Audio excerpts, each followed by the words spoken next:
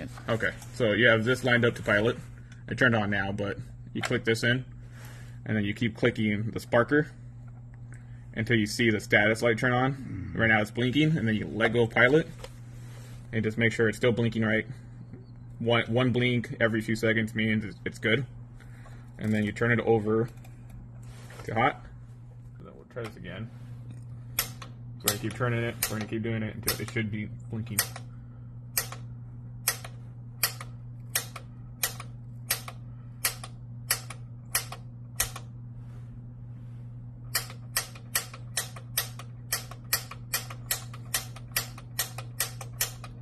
Okay, so now it's blinking. Okay, we should be able to let go pilot.